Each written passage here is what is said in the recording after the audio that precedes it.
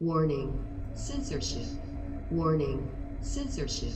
Warning, censorship. Warning, censorship. Good morning, good afternoon, everybody, depending on, I guess, what part of the world you're in. You're watching the Rebel News daily live stream, excuse me as I adjust my computer there, wherein we talk about the news of the day in an unscripted, spontaneous sort of way. I'm joined right now by my co-host, my fellow Albertan, Adam Sos. Adam, how's it going? Oh, it's going wonderful. How are you doing? Oh, I'm doing great. I'm just going through the list of places where we are currently streaming. We are still... much probably to the chagrin of our big tech overlords, still streaming on YouTube, on the censorship platform of YouTube. However, we are also on Odyssey, Rumble, Super U, and Getter, 4 free speech platforms. I wouldn't say they're conservative. I wouldn't say they're not conservative. The best part is they don't care about my politics, and I don't care about theirs. And from what I understand, we may also be streaming currently on Twitter. Mr. Producer, correct me if I'm wrong. Okay, and are we on Instagram today too? No. Okay, great. So we're staying away from Instagram. They're particularly censorious. They have YouTube-style restrictions on the things you can and can't say. And the reason we're sort of sprinkling around our content like Johnny Appleseed of the internet is because YouTube really is a censorship platform. There are things that we can say on other platforms that we cannot say on YouTube. So if you're watching us on YouTube right now, there will come a time in the show, definitely, 100%, where we cut our YouTube feed and we move exclusively over to those other safer platforms where we can engage in the free and liberal exchange of ideas. For example, one of the things that we cannot do on YouTube is question the advice of a public health officer as though they are the Pope of COVID. There's some sort of religious deity that can never be wrong. We can't question them. There will be no free thought about matters of public health over on YouTube. So, but the good news is, on Odyssey, Rumble, and Super U, if you like the work that we're doing, if you'd like to support us completely willingly, unlike what Justin Trudeau makes you do for the mainstream media or the CBC, just reach into your pocket and give them money for content creation you'll never watch and that you would never support of your own free will. On Odyssey, you can leave us something called a hyper chat, and Mr. Producer will send it to us in a chat and we will read it on air. Likewise with Rumble, you can leave us a Rumble rant, a paid Rumble rant. We'll read that on air, or a Super U shout. And likewise, those are called Super U shouts, and Mr. Producer will send those to us and we'll read those on air. And it's a great way to support the work we do while also interacting with us, because that's another thing we do that the mainstream media doesn't. Our comment section is open and we actually want your feedback. If you've ever gone to the CBC, more often than not, the comment section is closed because they want your money. They don't want your opinion. And I think that's all the nuts and bolts of the things that we need to get out of the way before we get into the news of the day. Let's talk about this. We hear so often, and it's been particularly difficult backing the blue when you see what cops are doing. And these are not just Ottawa cops, but cops from police forces all across the country who ended up in Ottawa to deal with the quote unquote occupation of Ottawa. You mean Canadian citizens going to their nation's capital to protest nationwide policies? Where else are they supposed to do it? But, cops were trucked in from all over the country and they went there and they engaged in some pretty ugly behavior, both against journalists, but also against peaceful protesters, pummeling them, arresting them, smashing their truck windows in, pepper spraying them, shooting them at point blank range, running over them with horses. I could go on and on and on. And it makes you wonder, where are all the good cops? Well, getting forced out of the police force, actually, either through quietly going away because they can't tolerate how woke the force is becoming. So they just quietly take early retirement, disappear. And then there are others who are not necessarily vaccine objectors, but people who say, you know what, it's none of your business. I'm not going to participate in the biomedical police state, so I'm going to keep my medical privacy to myself. And those people get suspended from the police force. And then there are cops who say, I signed up for the police force because I care so deeply about protecting the civil liberties of my fellow Canadian citizens that I want to wear a uniform to do it. And what happens to those cops? Well, they also get suspended. Here's the story of two Edmonton City police officers, and I've met Rick Abbott in person. And they both participated in a February 12th Freedom Convoy in southern Alberta, and now they're both off duty with pay. So Staff Sergeant Rick Abbott, a distinguished career in policing. Off duty without pay, just to be clear. Off duty without pay, yeah. So he went to the convoy at Coots, and both cops, Constable Elena Golasheva, I hope I'm saying that right, they spoke at the rally, and they've both been suspended now. But had these two taken a knee at a Black Lives Matter protest and wore a rainbow patch on their uniform, fine and dandy. It's all about woke politics and left-wing politics. But if you express support for the civil liberties you put on a uniform every day to protect, you're fired, basically. I mean, when you're suspended without pay, that's constructive dismissal. How long can you work without pay? Yeah. And, you know, the absolutely wild thing here, the unbelievable thing here for me is the fact that what media should be concerned about and reporting about is the brutality witnessed in Ottawa. We saw a massive stain on policing that will endure for decades. Policing as it exists will not be able to return. They've done irreparable damage. They're going to need new mechanisms and protocols. Anyone who was still backing the blue, a large majority of those people, very often sort of working class trucker people wearing those back the blue stripes, that they've lost that group as well. It is permanent damage, and we've seen virtually little coverage from mainstream media outlets when our own journalists were attacked. Journalists from other outlets were attacked, so it's not just Rebel News. And then there's relative silence, and yet you see a police officer standing up for, say, the law of the land, the criminal code, our charter rights. You see an officer trying to de-escalate, which is the language they use, even offering a hug. We've seen officers not get in trouble for that brutality, for trampling people, for kneeling on people, for all this absurd, ridiculous conduct. It's been given a free pass.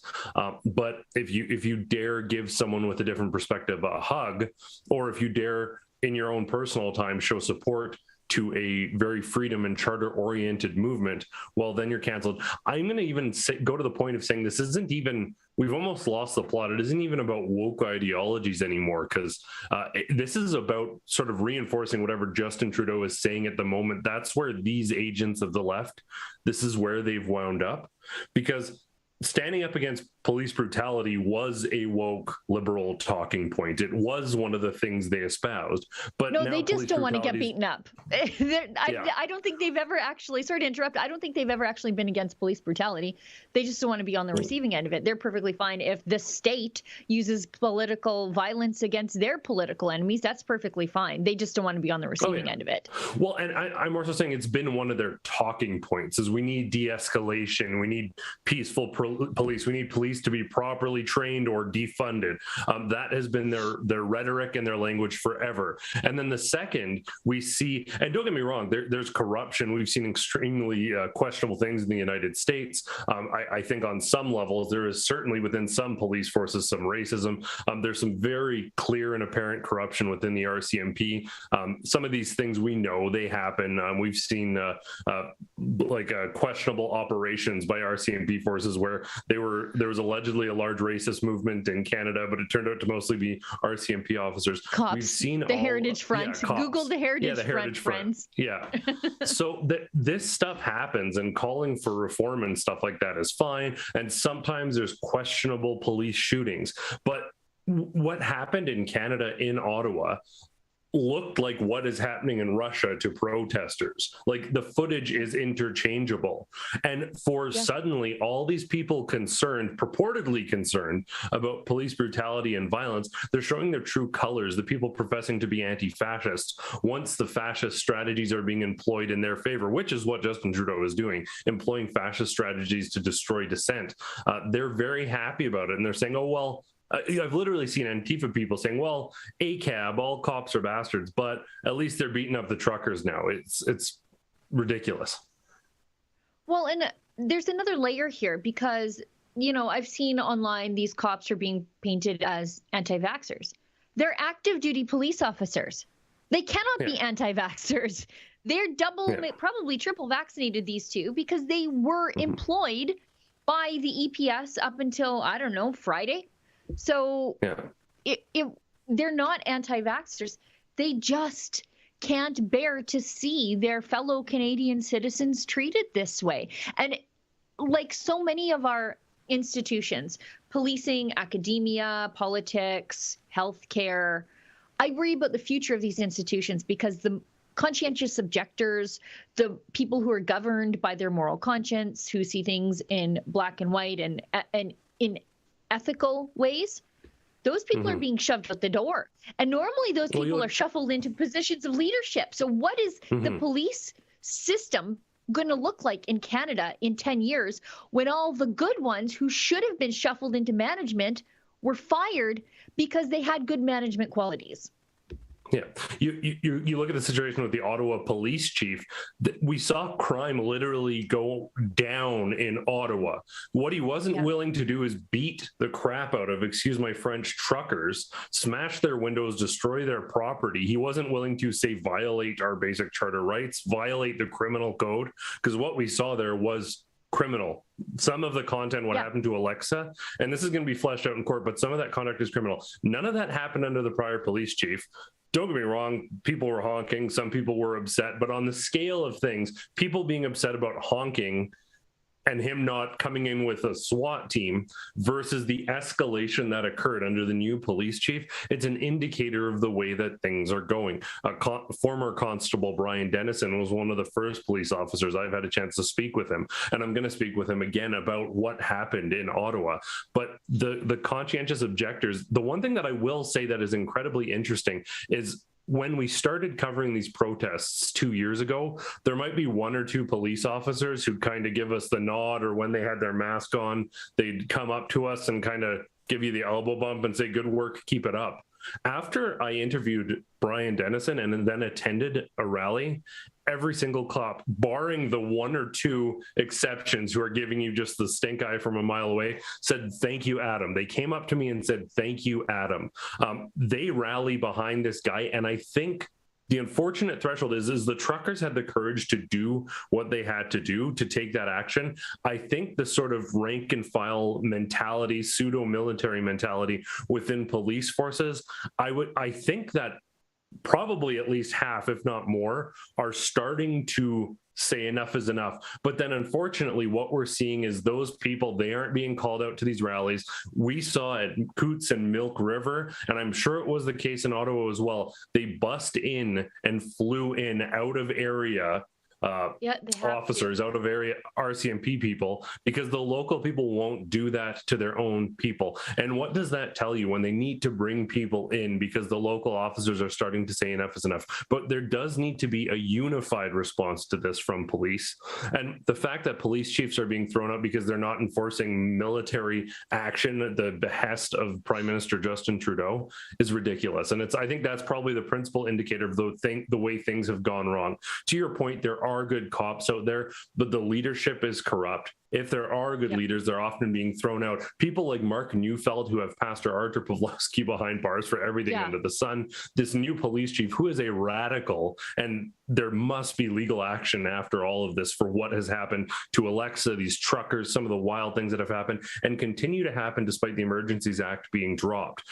This is extremely troubling, some of the things that we're seeing, and the police are being 100%, as are the courts, weaponized as an ideological wrench, so to speak, to drive these narratives, to drive these ideologies within society. Yeah, that's Ottawa interim police chief Steve Bell. He's the crony who was brought in to do the bidding of the state against the peaceful protesters in Ottawa. And he is currently investigating the hurt feelings of several journalists who were yelled at by Canadian citizens for lying about Canadian citizens. And so he's opened investigations with regard to that and promised that he's going to look into the fact that, I guess, somebody swore at Evan Solomon. I wish that was the least bad thing that happened to me sometimes when I'm at work. But that's what he's doing. Yeah, he wasn't aware of what happened to Alexa when David Menzies asked him. This viral video that was reported everywhere. It was in the Daily Mail. It was on Fox News. It was everywhere you looked. Alexa being beaten and shot and pepper sprayed. And he's like, I don't know what's going on. Why do major American media outlets know the name of the Ottawa police chief? Like, you really have to screw up. Like Buck Sexton, Hannity, all these people are asking, what's with the police chief? What's going on? Why did he resign? That shouldn't be international news. You really have to mess up for that to be international news. Unreal stuff we're seeing. Now, speaking of made-up crimes, the supply of crime did not meet the demand for crime, I guess, in Ottawa to fit their narrative. So now, Marco Mendocino, just making things up out of whole cloth in a committee hearing. Why don't we roll that tape?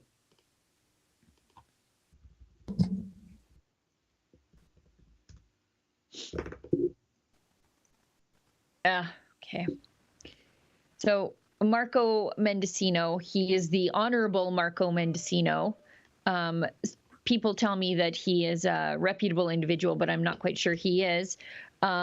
He testified. Right now, he's the current Minister of Public Safety. And so he's at a committee hearing. You're not supposed to lie at these things, and you're not supposed to make things up, but the Public Safety Minister did. It'd be an ethics violation. So you would think, but those are not a thing here in Canada. As you know, we have Justin Trudeau getting 1, 2, 3 ethics convictions for breaking ethics laws. It's 4-strike baseball.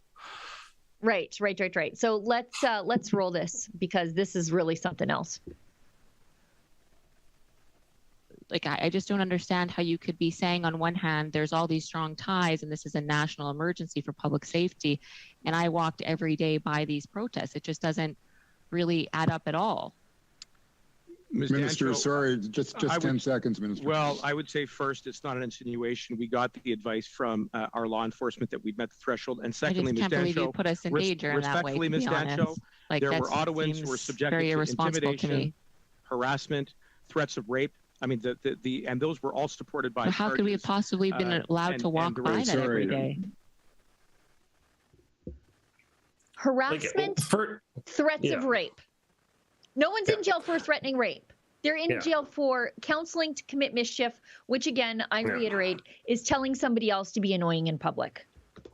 Well, we saw Ottawa's Twitter feed, the Ottawa police. If that's where they're getting their information from, well, they need some new sources, because half of what they said, basically, if Ottawa police tweeted something during those protests, especially when they initiated enforcement, it was very often the opposite of the truth. While there's a video of Ottawa police pepper spraying people, Ottawa police is tweeting, we never pepper sprayed anybody. Ottawa police says tasers were never drawn. Tasers are being dropped by officers. Ottawa police say we never pointed guns at anybody. And then there's all these videos of them pointing guns at people. Ottawa police says that someone threw a bicycle at Ottawa police. Right. Turns out they ran over a lady on a mobility scooter. In almost every instance, every major incident that took place, Ottawa police, and I can say this, it's not debatable, they either were completely misinformed, in which case this interim chief needs to resign because he's utterly inept, or they were flat out lying. Given the pattern and how many instances we saw where they were saying the literal opposite of what there was footage circulating of, I'm inclined to suspect that it is the latter. These people have clearly never been to these protests. These people have never talked to these truckers. when I was in the boys down in Coots can testify to the same thing, but when I was in Milk River, you'd be offered food. You'd be offered, oh, do you need anything? Do you need to warm up? Come stand by the fire. Like, I would be 100% comfortable leaving a camera, a really fancy camera on a tripod in the middle of the place overnight. It would be there in the morning. People were cleaning up. You couldn't see litter. You couldn't find a piece of garbage anywhere. It's very tidy, very organized, and very respectful. The extent of you've probably seen this new CBC article about how the honking is causing post-traumatic stress. We have to, you know what, can you show that, Mr. Producer? Because we used to have a shirt that said 1-800 I don't care. And that's how I feel about this. 1-800 I don't care. Phantom honking isn't a thing. You cut an arm off, you might have like phantom pain where your arm used to be, but get over yourself, honest to goodness. And that's when they're saying these people threats of rape, that's ridiculous. I mean, I don't get me wrong. It is entirely possible that one lunatic on Twitter said something crazy, but so arrest by that logic, lunatic. Exactly. We have a law that deals with that. Go get that guy. Even at that point, like, arrest that guy, sure. But if you're going to take one, it's the same thing. I have not seen in 2 years, frankly, I think the one time you might see violence is if you showed up at one of these protests with a Nazi flag. I've been covering these protests for 2 years. I was in Milk River. We were in Coots briefly. I have not seen a swastika or a Confederate flag anywhere. I've seen a bunch of anti-communist stuff, but I've never seen a swastika. I've never seen a Confederate flag, period, plain and simple. And I've been looking for them. 100%. I've not seen them anywhere. But this vitriol and this rhetoric, it's as though you were to take and I think there's probably more extremists on the left who threaten violence on the regular basis, but you don't see mainstream media outlets running that some of the BLM organizers are saying we need to kill and enslave all the whites, for example. That isn't part of the narrative, even though that's probably more than the one odd guy who says something crazy like this. They're simply, the media, the police forces, they're all complicit in feeding this narrative that makes these people who are utterly peaceful. You know, I have to tell you one thing from this weekend, and it was at this exact spot that you're looking at from the screen. Someone's dog was breathing heavily. Like, the dog was breathing heavily. So someone with some veterinary training interjected to the person who was walking with their dog, and they ran around and got water bottles, and they were giving water to the dog who was breathing a little bit heavily. That's the extent of the concern that these people have for each other. This weekend, and we're going to talk about this in a bit here, but suddenly there's this significant group of counter protesters, 15 or 20, which compared to the thousands is nothing, but a smoke bomb went off in their midst. I've not seen a smoke bomb in 2 years. What I have seen is people on the sides very often yelling and shouting angry things. And then the people say, we love you, we're fighting for your freedom too. They throw up their peace signs and they carry on their way. So this large group of counter protesters suddenly shows up and a smoke bomb goes off in the middle of the counter protesters. And the media outlets say, this is nonsense. Like, if someone shows me the footage, I'll recant first thing, but suddenly counter protesters show off, a smoke bomb goes off in their presence, and the media says that the protesters, who've been entirely peaceful for 2 years, threw a smoke bomb at them. Like, this, it's insane rhetoric. They're threatening rape. They're throwing smoke bombs. They're racists. They're all misogynists. It's absolutely insane. And I don't understand how there's not a metric of accountability for, you know what, if someone on Twitter says it, some troll, sure. But if you're involved in government, if you're an elected official and you say that this group of people, they're making threats of rape when it's categorically false, if you're the Ottawa police lying and it's categorically false, there needs to be a mechanism of accountability for that. Yeah, I 100%, and like you, I'll recant if I see evidence, but I would chalk up that smoke bomb to the arson in the apartment building, when somebody staged a fake arson and tried to link it to the convoy protesters. I feel like this is exactly the same thing, and I will take it back and apologize to the poor little Antifa 15 people that gathered to counter protest and hold up signs that say hate has no home here while they say hateful things to people walking by on the street. I'll gladly recant, but I don't, as of right now, I don't believe a word of it. There's also this and it's coming from the mainstream media, and we'll show you this idea that people cannot be focused on two different issues of freedom at the exact same time. Like, I don't know about you, Adam, but I can walk and chew gum. I can think about two different things. Like, I can think about building Keystone XL, and I can also think about Coastal GasLink. And Sheila, you have like you have an 8-core processor minimum. Sheila, you're doing 100 things at once, so no doubts there. Apparently not down at the CBC, because there's this CBC journalist on CBC Radio. Apparently she's a cook, author, writer, eater. I don't know why you have to put that you eat food in your bio. I think that's just a given. She's a freelance journalist on CBC Radio and the Globe and Mail, cookbook author times 12. Does she know that you could just like go on Pinterest these days and just get whatever recipe you want that ever existed? Anyways, and food access advocate. She loves feeding people. And she is upset that in Calgary, this is Calgary.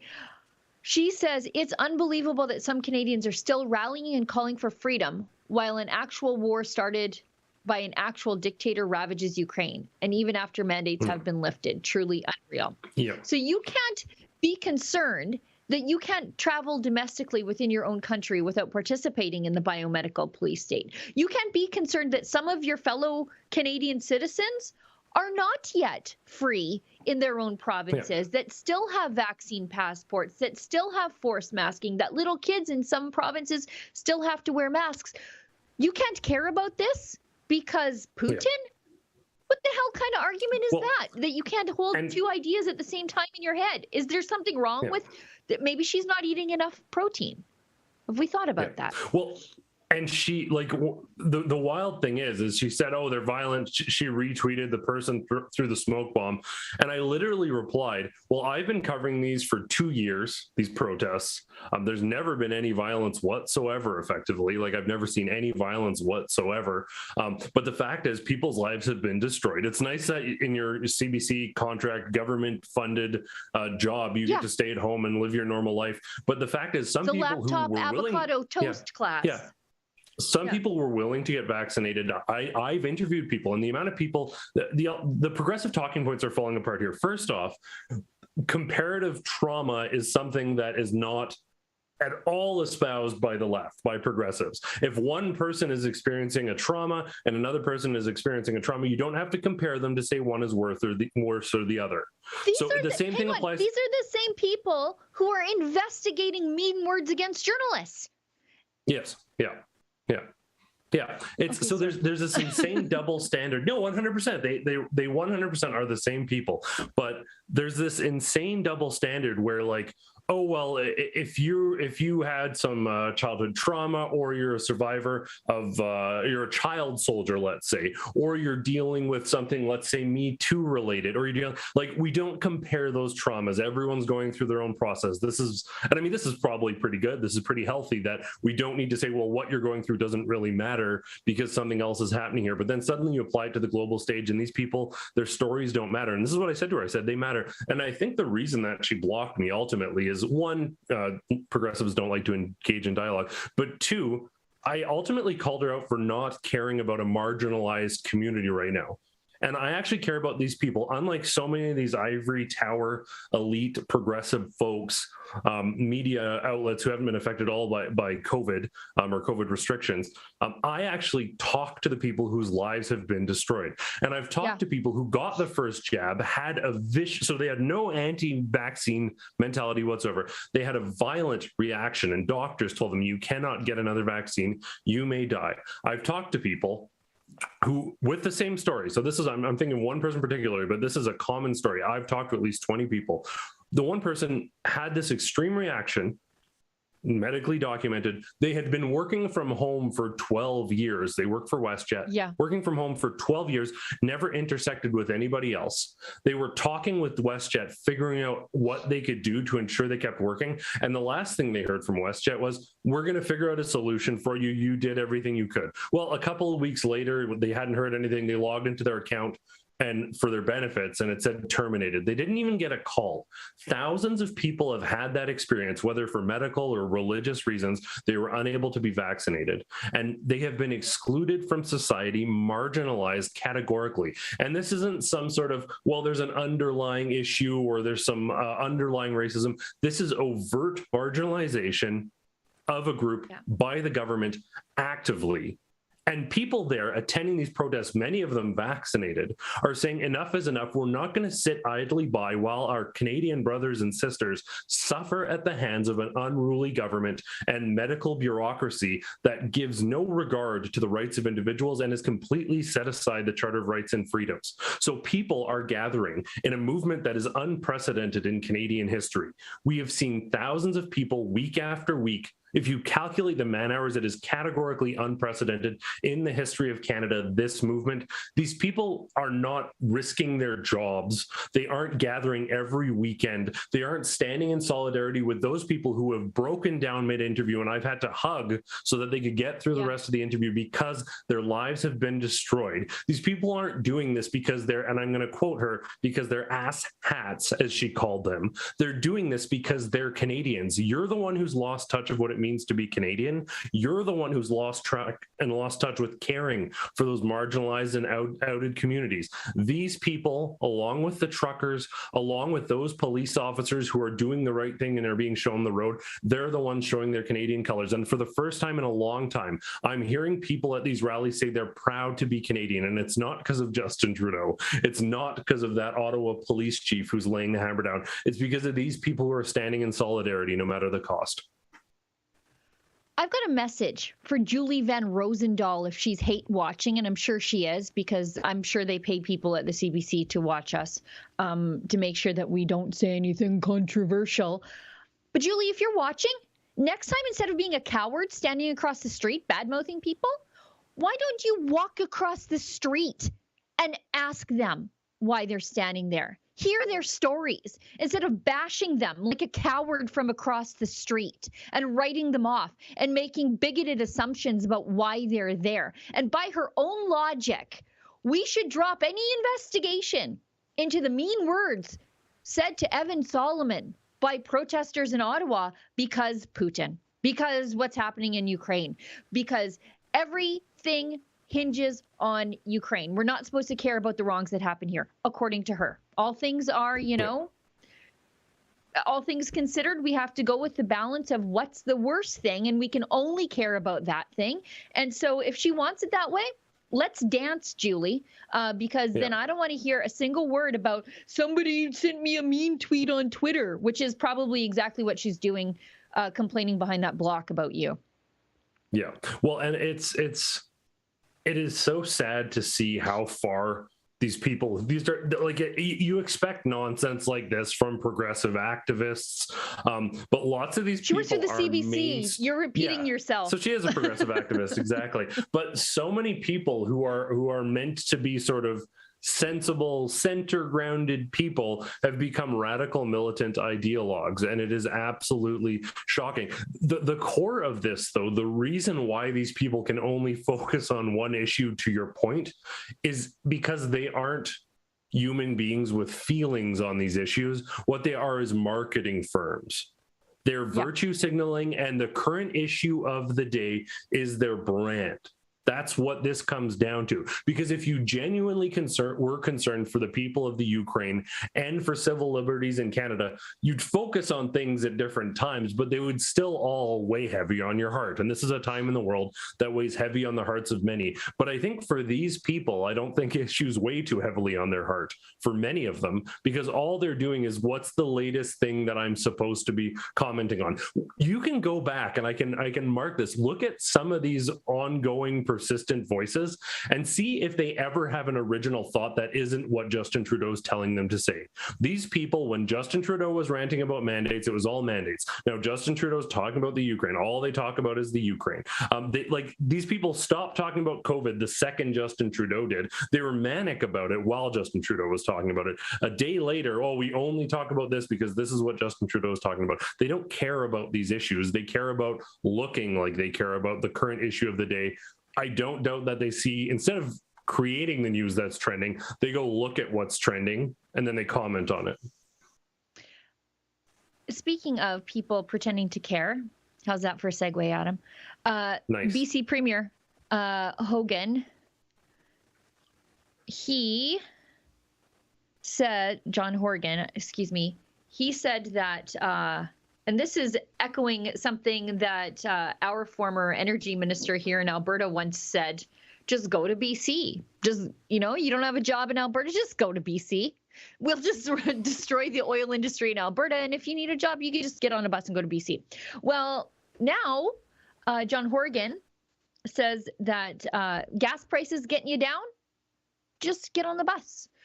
Sure, it might not go to where your job is, and sure, you might have 3 kids that you need to take to hockey, rugby, and basketball simultaneously at the exact same time, and maybe you need to do a grocery run, and maybe you live rurally, and maybe a grocery run looks like a trunk full of Costco groceries. That's fine. You can just take public transportation. What world do these people live in? How about get rid of a carbon tax? How about that? These are the very people who have the ability to instantly make gas cheaper. It's within their power. But instead of doing something about it, they say, oh, just take the bus. It's fine. Take the bus. He doesn't take the bus. I'll guarantee you that. I can tell you which world they live in, and that's what I was going to say. They live in a world where they've never taken public transit, or maybe they haven't taken public transit since high school when it was sort of a whatever thing. Like, these people, it's so rare that any of them practice what they preach. If there is the odd kook Green Party or Liberal candidate who bikes to work every day or uses public transit, hey, kudos for actually practicing what you preach. But that the vast majority of these people echoing these nonsensical talking points, they don't live it out categorically. Rachel Notley said the same thing. She's like, oh, the UCP, you're driving up the costs and people can't afford this stuff. I'm like, so carbon tax helps? Like, everything they do increases the cost of living for middle-class people or people who are trying to enter the middle class. It's all just more taxes, and then the rich still manage to find loopholes and donate and get around this, or they use LEED certification grants to get their money back for their massive downtown building despite being millionaires. And average Joes like us pay way more for gas, and then we have to take the bus with our groceries. It's they're living. There's this ivory tower glass that throughout almost all these stories, it permeates all these things. They're people telling everyone else how to live, but they're not living in the real world. They're living in this other sort of bubble where, yeah, you can just take the bus. Like, give them cake. Give them cake. Yeah. Literally, it's Marie Antoinette looking down from the tower saying, well, just let them eat some cake. They'll be fine. Yeah, it's weird how they think that everybody in this province lives in downtown Edmonton or downtown Calgary. Yeah. I don't know how someone's going to get their chicken feed home from the feed store on the bus when you live on a gravel road like I do. Like, it's just, it's insane.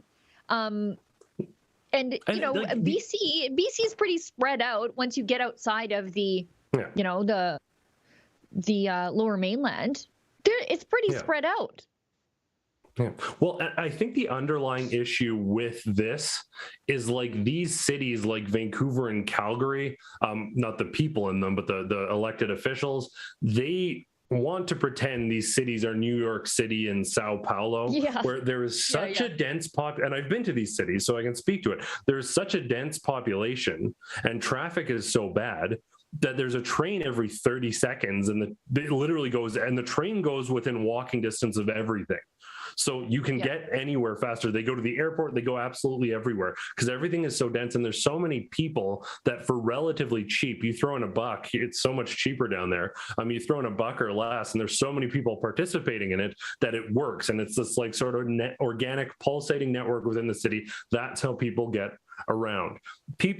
Progressives very often who haven't been to this city, these people who get elected, they maybe have heard about New York or they visited it once and they're like, oh, this is cool. I want this where I live. Well, unfortunately, when your city is much bigger than Manhattan, with 1/20th of the population, it's completely untenable to have functional transit. It doesn't work. I used transit for many years when I was going to school. I lived way out in the burbs. I went downtown. It took me an hour and a half to go 20 minutes. Like both ways. I lost 3 hours every day. If you have kids, if you're working, you can't do that. It's untenable. And the costs are so high. And if we're going to pretend we care about the environment and we're going to pretend we care about gas costs rather, how often do you see giant empty buses driving around? It's nonstop. Everywhere, just gigantic buses. Sometimes you'll see accordion buses with one person on it. It's great for the environment. Real solid. Now, speaking of the environment, something that's near and dear to my heart is energy independence and building pipelines, because Russia rises and falls on the price of oil. And yet, I think every year, Canada buys $500 million worth of Russian oil to be refined on our East Coast, because we can't get a pipeline built from Alberta, which is the Saudi Arabia of North America. We can't get a pipeline built from here. And the Keystone XL, as first order of business, Joe Biden canceled it, even though it was basically all but done. But not only did he cancel reliable, ethical, democratic Canadian oil in a pipeline that would have alleviated some pressures on the American system and driven the cost of oil or the cost of living down in the United States. He also began yanking permits for drilling in the United States, all in pursuit of the Green New Deal. And one of the quickest fixes would be to just turn on the taps. Just open up drilling, flood the market, create American jobs, and starve Putin's war machine of the funds that it needs to do what it's doing, if that is the end goal.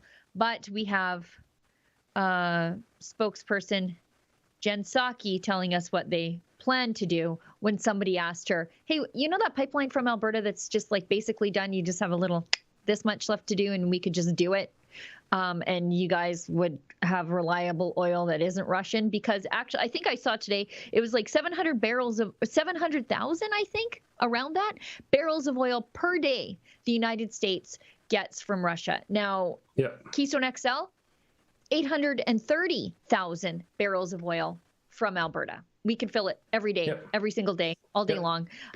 It would completely offset Russian oil, but she's got another solution. Let's roll that. On oil leases, what this actually justifies, in President Biden's view, is the fact that we need to reduce our dependence on foreign oil, on oil in general, and we need to look at other ways of having energy in our country and others. One of the interesting things, George, we've seen over the last week or so is that a number of European countries are recognizing they need to reduce their own reliance on Russian oil. On oil leases, what this actually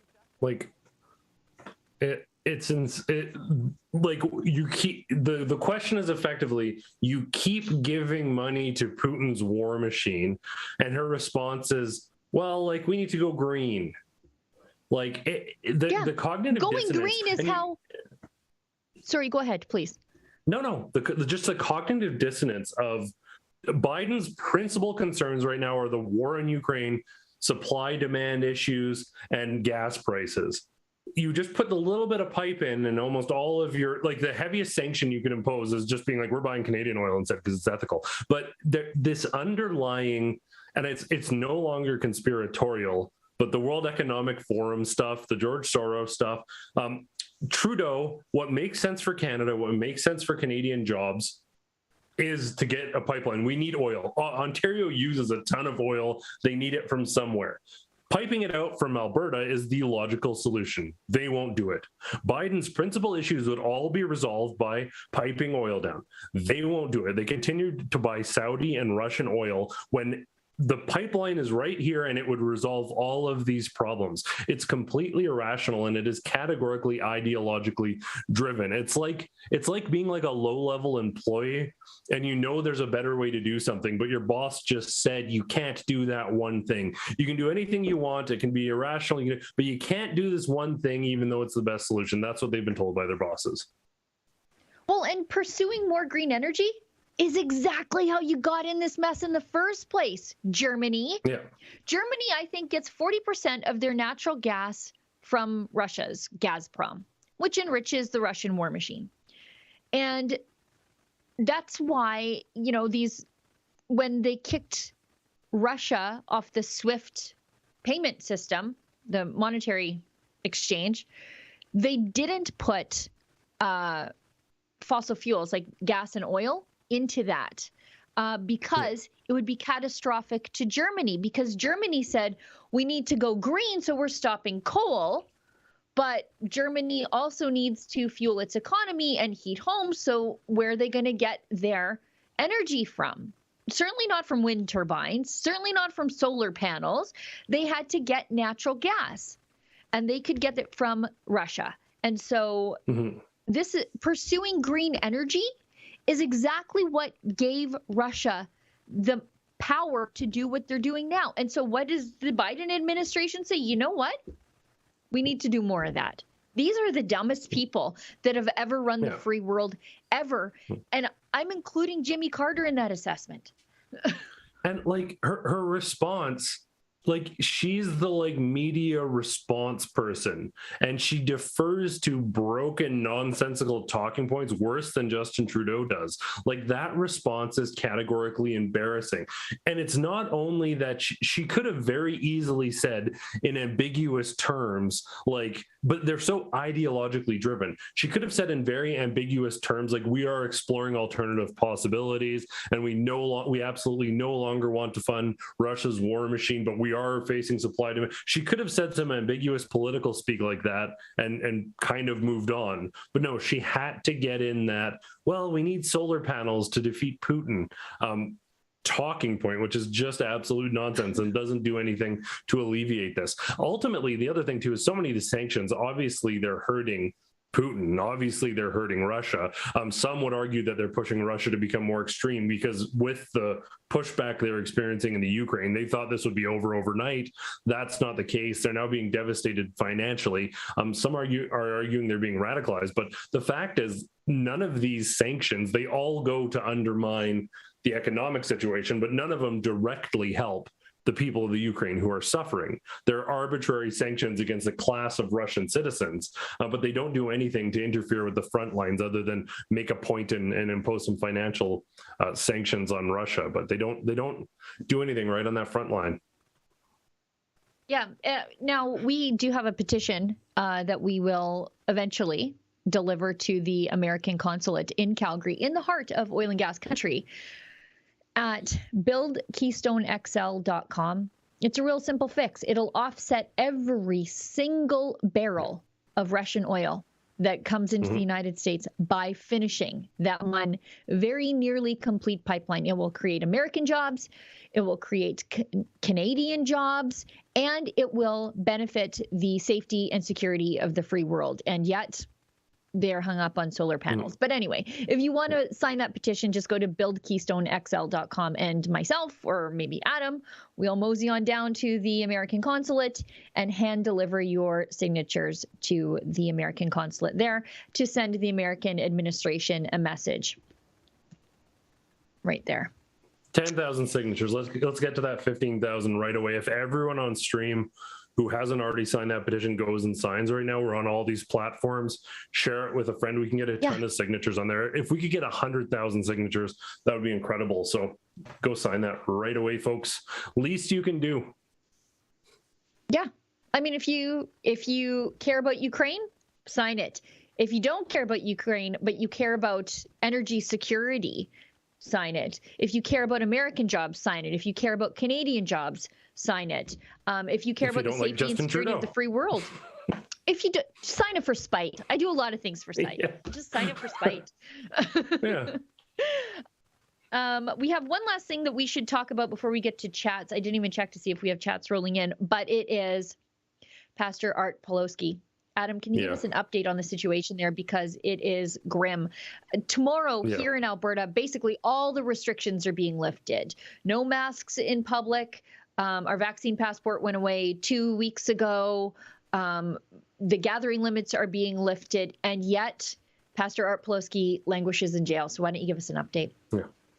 You know, and I can't emphasize this too much. I will have a legal update with Sarah Miller coming out today, later on today as well. I did finally manage to arrange a call from Pastor Artur Pawlowski from jail. He has been going through a lot, so both of those will be coming out today.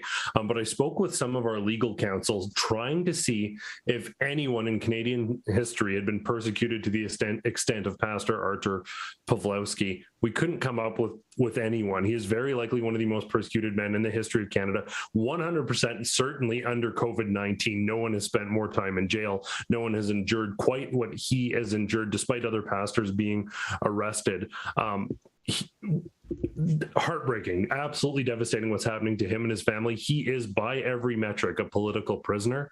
He is being held now, and this is not me suggesting off the record or unofficially that he's being held because of what he said.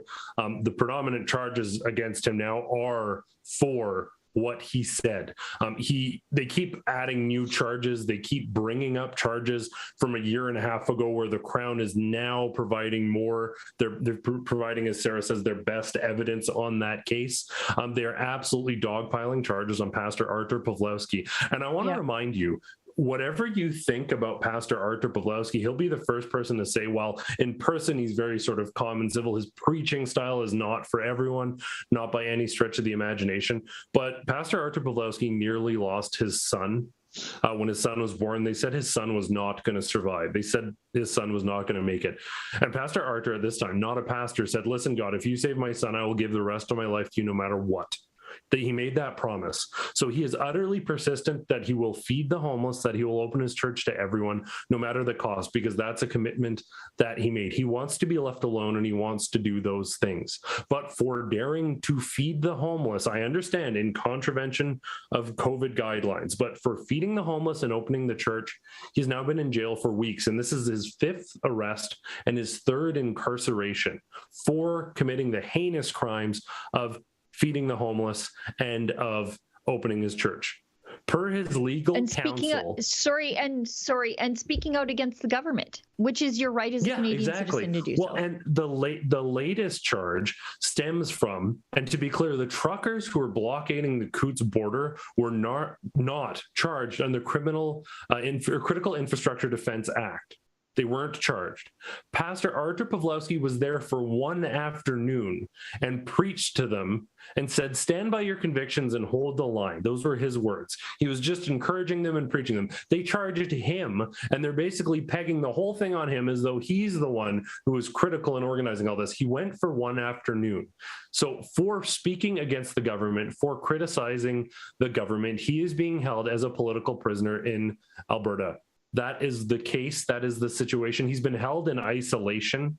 He was released from isolation briefly. And I have to tell you this, and the family's extremely concerned, and they want this out there. And again, I'm going to say that this is an allegation and this is alleged for the time being.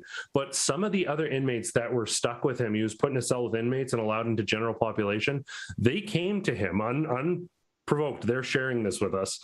They came to Artur and said the guards suggested their lives might get better if he got roughed up a little bit, and that the reason they're not allowed certain privileges, and again, this is just what we're hearing. Artur said that the inmates told him this, so this is not confirmed, but they're saying that they've been told that the reason they're not granted certain privileges is because of the protesters. So he was taken out of isolation briefly. Within a couple hours of being removed from isolation, the inmates said that this is what had been suggested to them. And when they refused, and per Artur Pawlowski, they refused. They said, we're not beating up a clergyman. Are you insane? They then moved him back into isolation. So they exposed him to the general population, implied that their lack of quality of life was his fault. And when they refused to do anything, they moved him back into isolation.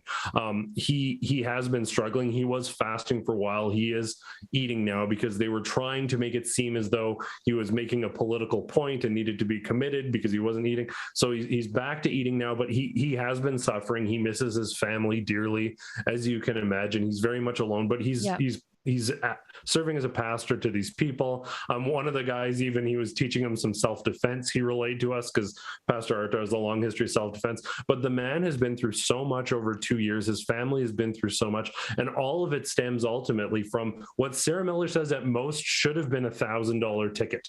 Like, they just keep stockpiling charges. And the thing is, other people are attending these protests. They're getting nothing. They're not even getting a ticket. He's getting time in jail. They're pursuing him and targeting him, and it is not just or even application of the law. Fortunately, our viewers, you guys have been so absolutely incredible, and you've been following Pastor Artur Pawlowski's story today.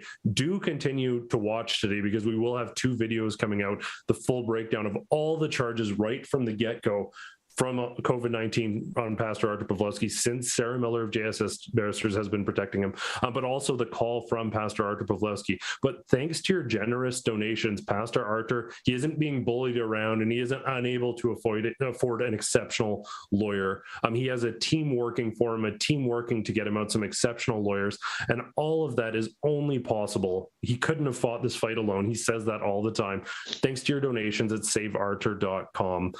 There's been so much going on. There's the war, there's been the blockades, there's been mandates dropping. Despite all of that, we cannot forget that Pastor Artur Pawlowski was fighting this from the get-go and predicting everything that was going to happen rather accurately, and he has suffered because of calling this out. We cannot forget about him now, because he is still behind bars, and he will be behind bars at least until March 10th, 11th, unless we're successful in making a bail appeal. So extremely troubling. Right now, we have no idea. He's locked behind bars indefinitely. So go to saveartur.com, make a donation. You do get a tax receipt if you make a donation at saveartur.com. All those funds go to the Democracy Fund and are used to hire his lawyers. So go to saveartur.com and let Artur know you're standing in solidarity with him. Now, it's not just our Canadian viewers who are standing in solidarity with Pastor Art. Our friend Yankee Pollock was at CPAC in Florida over the weekend, just working his butt off. And he ran into Senator Josh Hawley, who has previously written a letter saying, hey, maybe we should consider putting Canada on a religious freedom watch list alongside Iraq and some of the more authoritarian regimes of the world like China. Because at the time, we had Pastor Art in jail, we had Tim Stevens in jail, we had James Coates in jail, we had churches closed in, they did close a church in Saskatchewan, Full Gospel Outreach, they closed churches in Ontario, attacked churches in Manitoba, did like a check stop style attack on some churches in the Maritimes. Also, there are just pastors everywhere that were ending up in jail when they refused to close their churches. Sorry, go ahead. Also, and just to your point, this will feed into your point, this is just on the after notes. The eve of all of this was dozens of churches burnt down and dozens more vandalized. So the overall sentiment of Canada, and the Prime Minister saying it's understandable, or he understands why people burnt down churches. So this is an extension of that existing categorical persecution against Christian churches that's taking place in the country. And it was followed up by the targeted persecution of pastors. But sorry, carry on. Right. And I don't want to forget Pastor Phil Hutchins. I from his tabernacle. I really didn't want to forget him on the list, because he did spend 7 days in jail, or almost 7 days in jail in New Brunswick. Now, but Yankee hustled. He put a wiggle in it, and he caught up to Josh Hawley, and he asked him a question about Pastor Art back in jail. Let's roll it. A few months ago, you came out about Canada arresting pastors. Pastor Artur Pawlowski has been in jail for 2 weeks now again. Is there anything you think we could call Canada out on that? I know you did a letter about that in the past. Yeah, I think one of the things is that Canada needs to. The United States keeps a designation of folks who are religious liberty violators. Nations that are religious liberty violators. I've called for Canada to be put on that list, and I think that we need to consider all of the options that are available for that. Let me go in here. Yeah, of course. Yeah, I will. Yeah, you know. Do you know what? We have it coming. we deserve to be on that list. We do. Yeah. We do. I can't think of them locking up pastors like this in Hong Kong. I really can't. No. Well, and the fact of the matter is, like, Jason Kenney, even being echoed by the CBC chefs, television chefs, whatever they are, they're like, oh, everything is opened and we're the freedom champions and look at us go. I'm like, let Pastor Artur Pawlowski go. There's this mentality, and it's so sad to see that the judicial process has fallen so far. There is a categorical bias. The fact Tyler Shandro was appointed the justice minister is insane.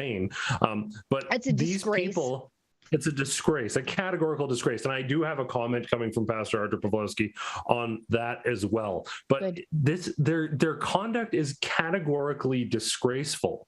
And they have been persecuting Pastor Artur Pawlowski.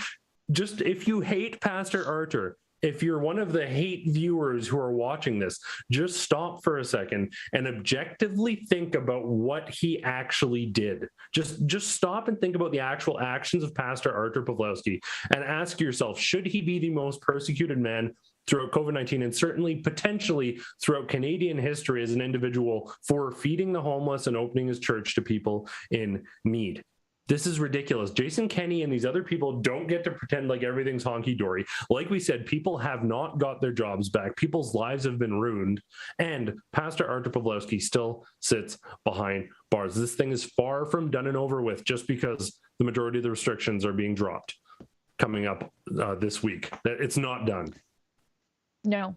And you said honky-dory, but we can't honk in this country. We're not allowed to honk. We can't honk in Edmonton. They're giving out tickets. Honky dory is a white supremacist thing because there's an H. I forgot. Sorry. Right. No H words. No words that start with H. Words. Yeah. Okay, let's get to some of these chats because we've got a few rolling in, and we are already at 11 here in the West. John T. Singus gives us $1. Before my father died in December 2020, he used to get physically ill and gag when Theresa Tam would appear on TV. Sometimes I think that her face caused him more discomfort than his cancer. Harper will always be my PM. That's harsh. Anyway, $5. I'm not for everyone either. Gives us $5. I wonder how much Tam invested in mask and vax shares. I don't know. I don't think she's got a conflict of interest there. However, I do know that the federal government is heavily invested in a huge vaccine buy-in. Princess JT is all vocal on Russia, but I would bet money that if China hit Taiwan, JT would be silent, telling everyone not to criticize Xi. You know, that's a great point. We didn't hear a lot about the treatment of Hong Kong from the federal government when China just walked in and took it and crushed, the tradition of freedom and democracy they had there. We didn't hear a ton about it. And it's interesting to see the difference between what's happening now with Ukraine. And don't get me wrong, Canada we're the third largest place where people are of Ukrainian descent outside of Ukraine and Russia. The next place is Canada. So I get the ties, why people would support Ukraine. And I myself, I'm anti-invasion, which is why I was anti what happened to Hong Kong.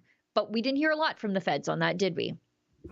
Well, and it's interesting now. It'll raise some interesting questions that China is at least maybe not entirely endorsed, but criticized some of the Europe, the West, the United States involvement in the Ukraine in a seemingly pro-Russia statement when all these progressive bodies who tend to be rallying behind China and NATO, the United Nations, Canada, they tend to be just pushing China's interests. They're very anti-Russia, and then China came out saying that they're kind of pro-Russia. So that could shift things. It's an interesting dynamic. So we shall see. It reminds me of that meme where that cartoon guy's going to push 2 buttons. And it's like, am I 100%. Mad because China took Hong Kong? Am I mad because Russia took Ukraine? And it's, the liberals can't choose, can they? Yeah. They can only do one thing. We talked about it. Right. They can only care about one issue at one time. They can, what did I say in the meeting? It's the equivalent. I forget what I said. Anyways, Harper will always be my PM. Insightful and funny. I know, and then I totally forgot. Good thing I have a lot of those moments in a day. Gives us $4. Socialist Ford is quick to call Putin a thug, but didn't Ford sign off on Toronto cops to tackle people holding a flag or questioning him recently? Doing the same as Princess Justin Trudeau. I think our head of video, Efron, has some video on his Twitter feed. It's his pinned tweet of the mistreatment of protesters by the Toronto cops under the jurisdiction of Mayor John Tory. And since Toronto is in Ontario, as many of you may know, maybe Doug Ford would have to say something about that, but he didn't. He just called those people yahoos. Wonder if Liberal Ford will manage to people to give him a minority in June. Princess JT, I cannot see many taxpayers rushing to help Canadian cops these days. Yeah, it's a real shame because there's a lot of good cops out there. It's just the bad cops are trading on the good cops' reputation, and they're parasites, and I hate it. Lisa Proust gives us $5. Hi, Lisa. Thank you, Sheila and Adam. You are both a fantastic pairing. Lots of gratitude for your hard work and passion for truth and integrity. Well, I appreciate that very much. Harper will always be my PM, gives us $2. Canada Police in 2030 will be what Beijing cops are now. Just a bunch of cowards with zero courage and zero respect following orders. Ford JT or Dan Andrews should be the last to preach to Moscow. Ottawa cops are getting $346.5 million in 2022, but they'll probably do nothing for the community once again. I do not remember the last time that service made a huge difference, yet asking for more each year. I'm not against properly funding the cops, but with properly funding the cops comes accountability, and I'm not seeing the accountability side of the equation of funding the cops. I'm not a defund the police kind of person. Yeah, maybe just dehorse the police. We'll just take their horses away. Yeah, just unhorse them. Lisa gives us $3. Rape.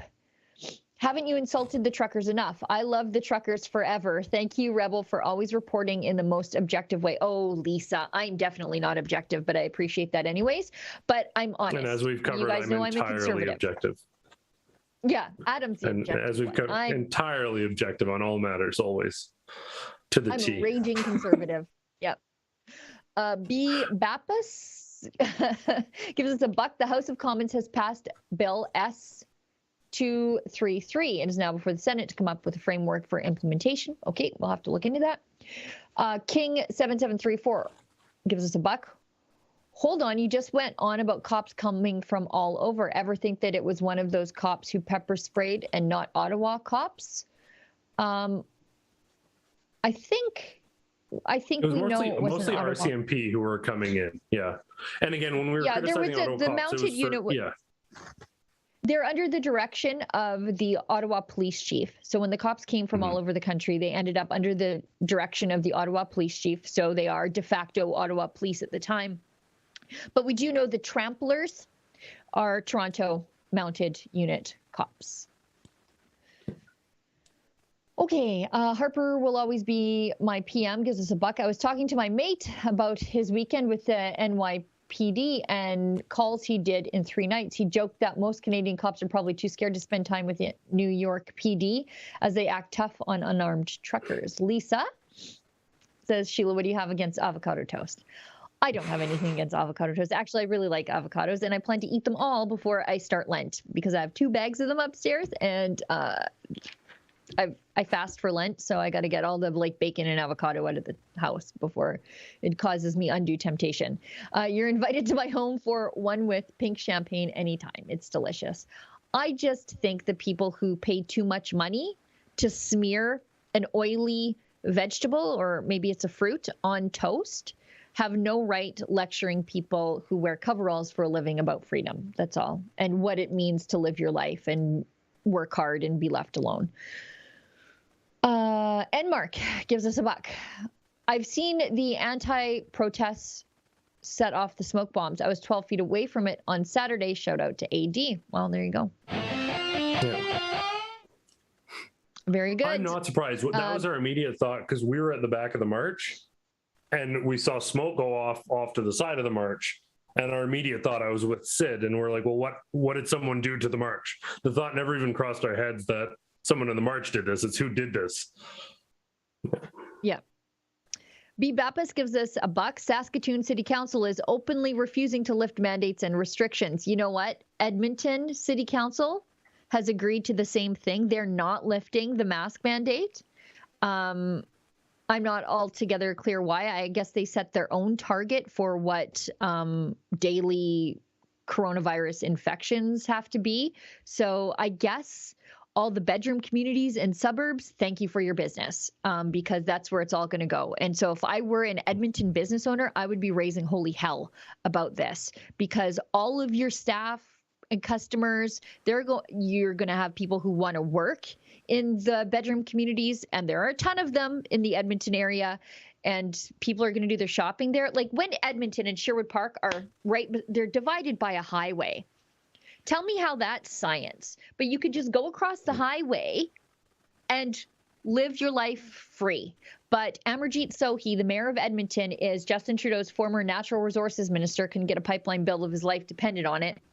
And now he's doing Trudeau's bidding by reinforcing the COVID lockdown that Trudeau refuses to let go of. Wasn't there like a component to the reopening process that municipalities couldn't overrule? Like within law, there's, I think it's called paramount, like the larger health restriction has say over that. I thought they implemented something where the cities, which is why GOT Gondek sort of reluctantly went along, tried to have a vote anyways. But I thought that there was some safeguard in place against that. What I do know is the moral of the story, I think, for a lot of people over the course of the pandemic has been that your municipal council counts. We should be actively involved in making sure that there are normal people running your town, because it ended up being a patchwork quilt of restrictions all the time. And it didn't really follow any sort of rhyme or reason. I don't want to say science because that'll get us kicked off on YouTube and we're still there. But it didn't follow any rhyme or reason. So it was like one road would be on one side, one sort of form of restriction, and over there it was completely different. And it was because some municipalities were more sane than, well, Edmonton, I guess. And so as conservatives, if you want to be free, you got to get involved on politics at the local level. I know it's easy to focus on the big pictures of, provincial and federal, but really those municipal politicians, those have been the ones controlling your life for 2 years.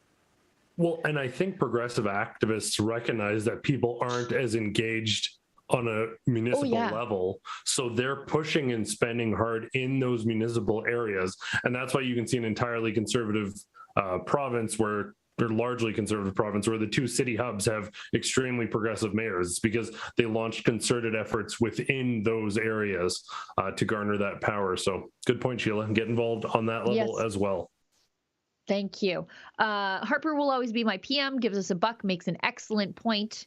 Wonder how many people that CBC Julie helped to feed. I'm guessing 0, as she claims to love feeding people. Doubt she ever ran a street kitchen like Art and David do. Yeah. I bet Art and David's food's better too.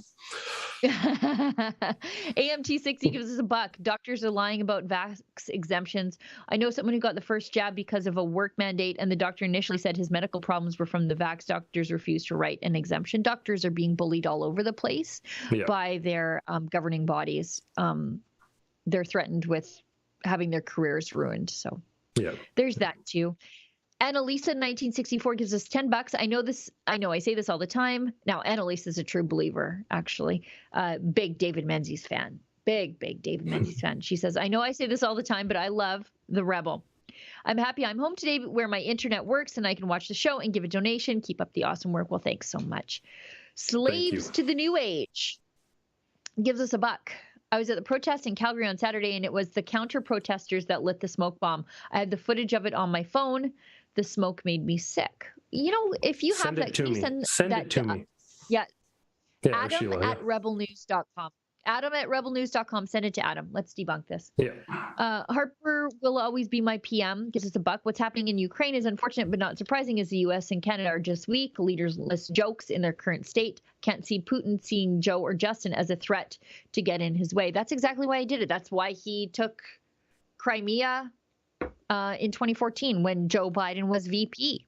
That's why, China's already looking at Taiwan with lust in its eyes because, there's no peace through power this time around. Tack Jibe sends us $5. I don't see a chat, but that's great. Harper will always be my PM, gives us $1. Wonder what side commission Joey or Justin get from buying oil from Dubai or Russia. Lots of donations coming into that Trudeau Foundation. Yeah. Unrelated, of course. Cat BRBA gives us $50. That's very generous. Take down the Trudies and Trudy diaper wipers. Yeah. B Bappas gives us $1. Don't worry about the cost of avocados, a semi-tropical fruit. I grow my own. That's when people are really going to start to care about the supply chain, is when the people who love their avocado and toast have to pay $10 for an avocado. And then, because they take a bus, they don't care. But eventually, it's going to hit them. And eventually, they're going to be mugged by reality. Here's hoping. Stephen D. James, $5. If the mask mandates are lifted, then only the diehard mandate supporters will be wearing them. Then we will see how many people actually support wearing masks. The truth will be even more exposed. This is why, I've talked about this before. That's our last chat, by the way. But this is why I love the town of Lacrete, Alberta. It's this little town literally at the end of the road, way northwestern Alberta. It's 14 hours round trip from the capital city, driving at 110 kilometers an hour. 3,500 people live there, largely Mennonite, but not entirely. For example, Grace Life Church, the mandate-resisting church in Edmonton, they have a sister church up there. And basically, they decided, both as a local government, but also the business community, which is strange. So the local government, the Chamber of Commerce, the people and the churches. So what usually makes up a community, they decided we're going to forge our own way forward. Thankfully, I think because they are largely religious, also largely because they're rural and so far that you have to rely on your neighbors for things, because civilization is far away, but also because they are a 14-hour round trip from heavy-handed enforcement. They decided, we're not doing this. You want to wear a mask? Great. You don't want to wear a mask? Great. We're not enforcing any of the restrictions on churches, businesses. The local community didn't require vax passes when the when the provincial government brought them in. They even went one step further. They said, if you want to do business in Mackenzie County, there will be no such thing as a vaccine mandate. And they said that to ATCO, so the major gas company, and that's northwestern Alberta. There's lots of gas up there. They said, not only can you not do... yeah, this is it. So not only can you not do business with the county, and Mackenzie County is enormous. I think it's as big as Nova Scotia or New Brunswick. It's huge. They said you can't not just do business with the local government. You can't do business within the bounds of everything that we're in charge of. Vaccine uptake there was only 35%. Why?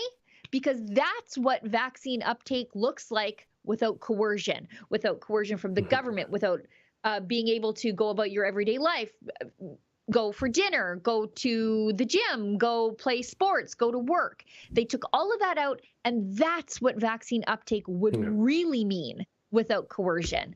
So that's why we must love, cherish, and protect Lacrete at all costs. They are the control group for the entire country. I think we're all caught up now. Should we wrap up the show, Adam?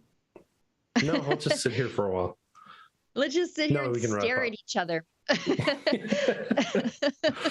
No, that's a good note. You know, the one last thing I will say is, over the past couple of months, when you go somewhere you don't have a mask on, people are smiling at each other. I've seen people whose workplace forces them to be masked up, wear the face guard, everything like that. The amount of those people that say it's nice to see your face or it's nice to see your smile, that's far more indicative of the real world. Like we've talked about throughout this entire stream, there's the ivory tower people, and then there's the vast majority just trying to live their lives. And we're happy to tell the other side of the story on behalf of those folks. Yeah, as long as the mainstream media remains terrible, we will always have a job. And I wonder if they'll ever figure that out. Anyway, I want to thank Adam very much for joining me on the stream today. I want to thank Mr. Producer and the rest of the team back in Toronto, all the people who worked behind the scenes to put the show out. I want to thank everybody who tuned in on all those platforms. Boy, there was a lot. YouTube, Odyssey, Rumble, Super U, Getter, Twitter, but not Instagram, because no thanks. And I want to thank everybody who pitched in to make a donation to help us do the independent journalism that we do. We couldn't do it without your support. It's me. I'm on the show tomorrow, and David is on the show tomorrow, back here at the same time in the same place. We'll see everybody tomorrow, hopefully. And as David Menzies always says, stay sane.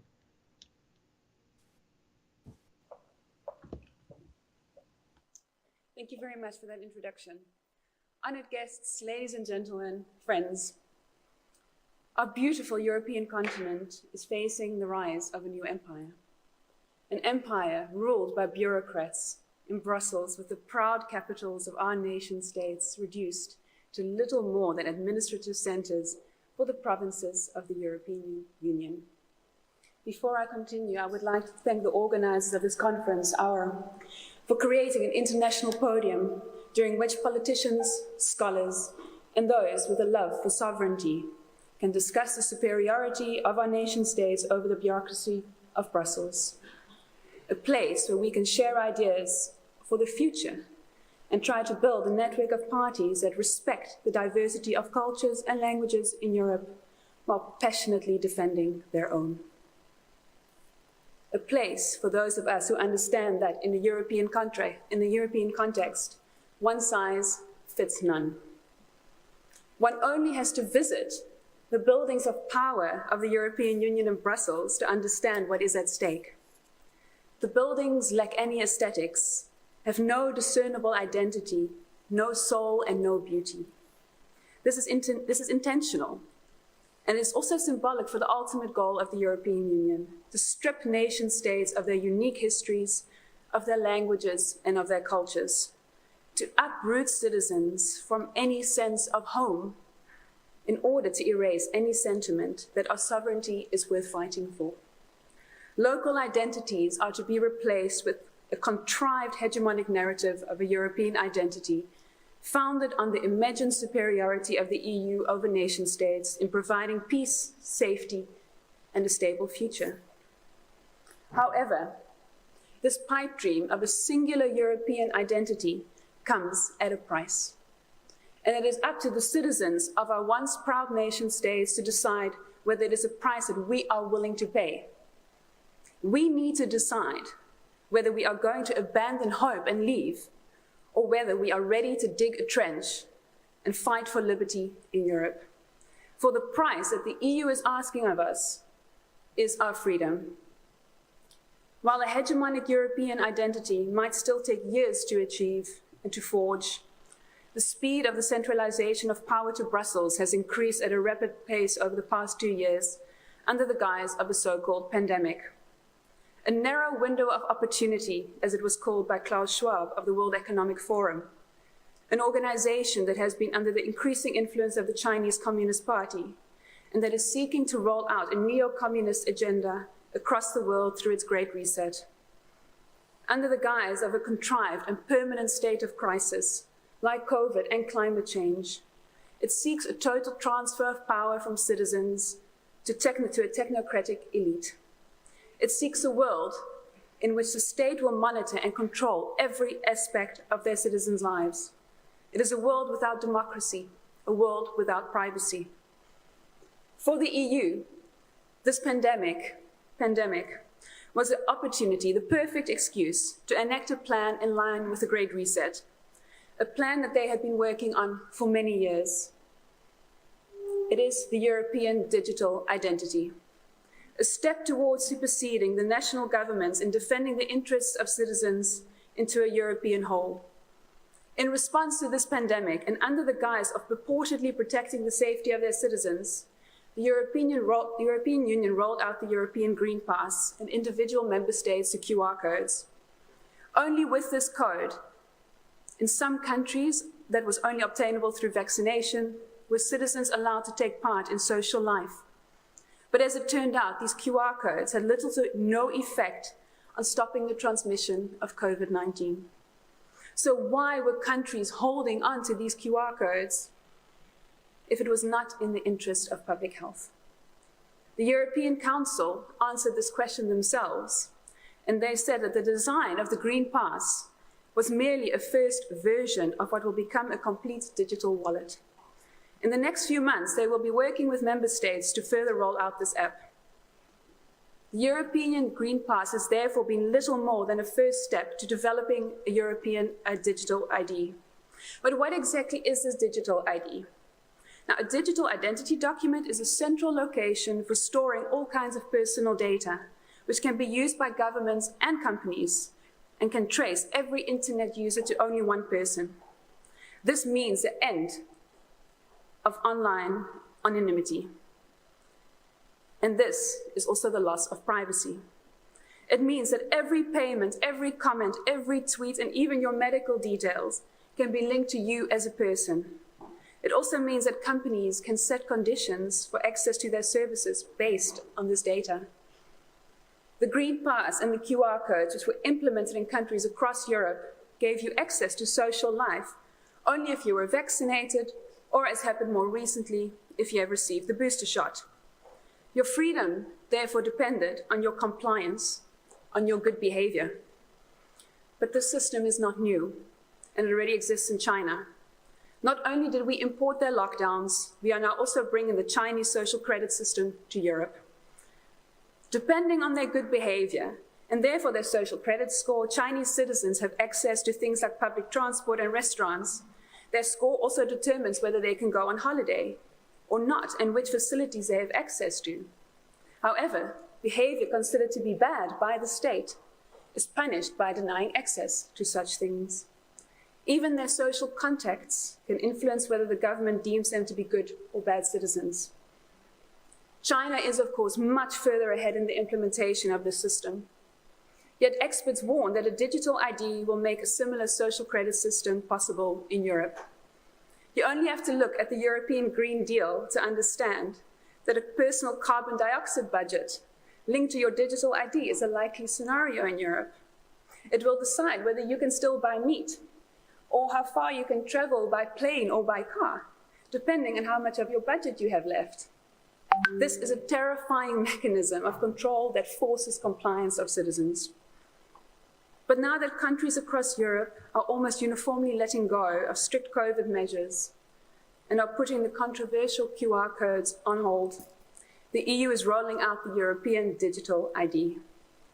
Lockdowns and the Green Pass were merely a trial run that has shown the global elite that even the free nations of Europe were willing to give up their freedom for the impression of safety.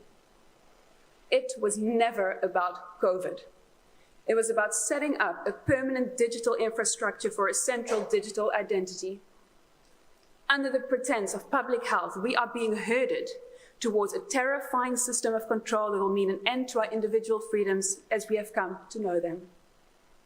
The challenge that each of us faces in our home countries to fight off the transfer of national sovereignty to Brussels and to protect our citizens against this neo-communist agenda being rolled out under the guise of the Great Reset is greater than ever before. The European digital identity is a supranational tool to control and monitor the behavior of citizens across Europe. What we are currently seeing in Canada, with the freezing of bank accounts of those protesting or sympathetic towards the protests against the inhumane COVID measures implemented by the regime of Justin Trudeau, will also happen in Europe if we don't take a stand. With this digital ID, bank accounts could be frozen for simply placing a tweet that counters the dominant narrative. Our states will be failing to protect their own citizens against an increasingly powerful Brussels if this plan is rolled out across Europe without any resistance. Honored guests, we all have different interests and priorities, that much is clear. Yet we all have a love for freedom, the freedom to pursue our own interests as sovereign nation states.